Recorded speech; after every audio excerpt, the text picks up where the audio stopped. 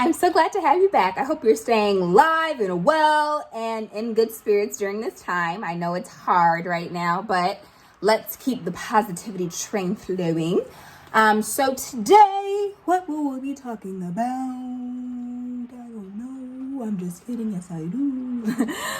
Today we're going to be talking about vitamins. And I'm breaking down vitamins this time. So it's not a specific company or brand. We're going to be talking about an actual vitamin, which is vitamin D, which during this time we don't get much of, especially if you live in the Midwest. And which is why I think a lot of people are plagued with SAD, which is seasonal affective disorder. So we're going to talk about why vitamin D is important, how much you should get, some symptoms of low vitamin D, and what sources that you can get vitamin D from. So by definition, vitamin D is a hormone. The body synthesizes the sun exposure and is activated by the liver and kidneys. The activated form of vitamin D acts as a hormone to regulate calcium metabolism, which is vital for development and strong bones. Strong bones. People of color, specifically anybody who has a bunch of melanin, so African Americans, Middle Easterns, anybody with melanin, typically are people who are vitamin D deficient. Let me do this. Okay, I think it's better. Are typically vitamin D deficient.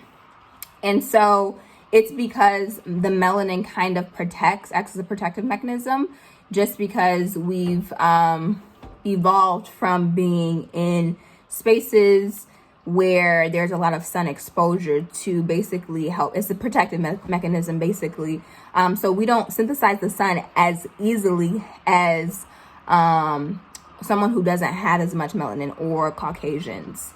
And so usually you'll see that people of color are typically deficient, and they're actually, I'm not sure how long ago it was, but they started fortifying milk and cereals with vitamin D because it was becoming an epidemic of vitamin D deficiency.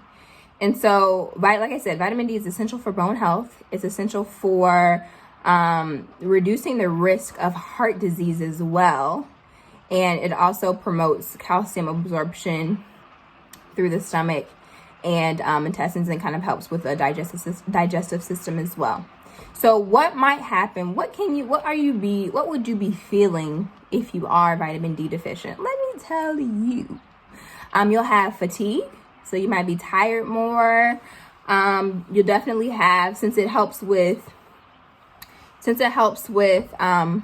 bone formation and development of strong bones, you'll definitely have bone pain, muscle weakness, as well as muscle aches or muscle cramps, spasms. Might have more Charlie horses than usual, especially mood changes too. So it could be directly correlated with depression, having low vitamin D.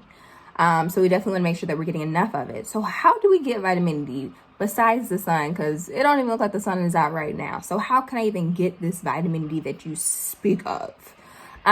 So like I said, number one, the best source of vitamin D is the sun. But if you are going to sit out and engage with the sun and get vitamin D, it is very important for you to use some type of sunscreen. Whether that be if you have a bunch of melanin or don't have as much melanin, you still need SPF. And the reason is because not only for cosmetic reasons, because the sun is going to be the first thing to age you, but the sun's damage on your skin it's just very damaging, or the sun's effect on your skin can be very damaging over time and lead to different age spots, wrinkles, and it also could cause skin cancer. But once again, people of color are not as prone to that. But definitely for cosmetic reasons, age spots, hyperpigmentation, which Black people or people of color are definitely prone to, hyperpigmentation, things like that. It'll only make it worse by not using SPF. So if you do want to get some vitamin D, go ahead, go out, put on your SPF, your sunscreen. Very, very key. And then you can also get it from salmon. You can get it from tuna. And like I said in the beginning, different fortified things. So if you eat a bunch of cereal, They've typically fortified the cereal with vitamin D as well as milk. And then some juices too have been fortified with vitamin D. But then you can also take supplements. There's vitamin D supplements. If you are going to take vitamin D, it's best to absorb with vitamin A and K. So they do have certain supplements that are vitamin A, D, K. So that would be the best way for you to absorb that vitamin D. And you also want to make sure that it's vitamin D3. That's going to be the most bioavailable to your body. And then if you spend about 15 to 20 minutes a day in the sun in some way, shape, facet, that's usually sufficient enough. And like the range, when you're looking at blood work, you definitely want to be in the range of like 30 to 70 or 60 is even good. I think like once you get past 80, that's really, really high. But 30 to 60 is a really, really good range. Anything below that is deficient. So I think for me, for a while before I started taking supplements, I would say like a 12. Because, and I think I might have taken it too, like, it wasn't the summertime.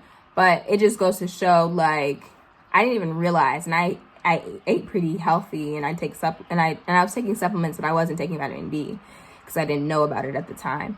And so ever since then, you can definitely, I stopped taking it for a while too, just because I lost my vitamin D supplement. I have to find it. But it definitely makes a difference in your overall like mood and feeling for sure. If you have any of those symptoms that I mentioned before, try taking vitamin D, a pretty good dose of it. Of course, as recommended by your healthcare professional, take that and watch how it's going to change your just overall being. I mean, it's kind of crazy. So yeah, that's kind of a synopsis on vitamin D. If you have any other questions or you want me to do a quick synopsis of any other vitamin, leave it in the comments below. But we'll keep them coming, and I'll see you next Monday. And as always, don't forget to subscribe, like, and share our channel. We love having you, and we want to expand our family. So I'll see you next time.